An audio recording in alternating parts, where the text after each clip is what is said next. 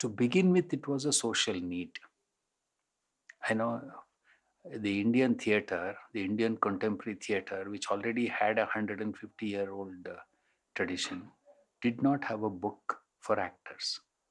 What I mean is, it did not have a workbook for actors. There were all sorts of, memories and, autobiographies of actors and things like. But there was no book for actors. So an Indian actor had to either fall into the tradition completely and pick up Natya Shastra and read, which is not possible, or go completely west and read Stanislavski or something like that. So I, as a acting teacher, had felt this need for a long time, and I knew that I had to do something about it.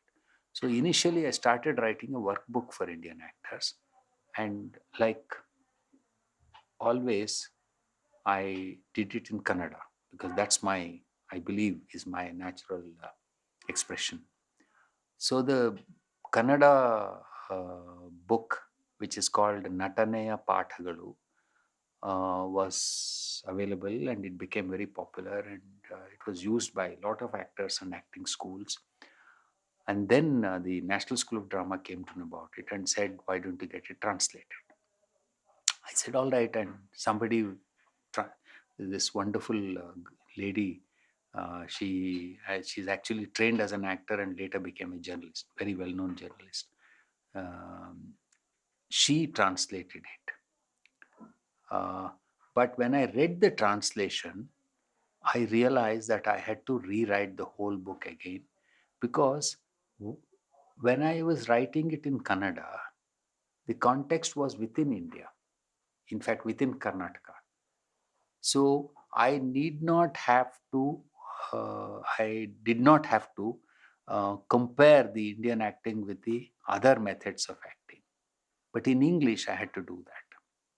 So I had to actually talk of what is Indian method vis-a-vis Western method, vis-a-vis Stanislavski, vis-a-vis Brecht, vis-a-vis Natya Shastra, vis-a-vis the Greek theatre and all that.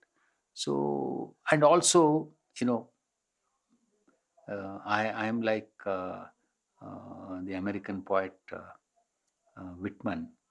I always want to work on the same text because I feel that it's never ending, the improvement of the thing. So I rewrote it. It took me another 5 years. And finally, I produced this book called Indian Method in Acting.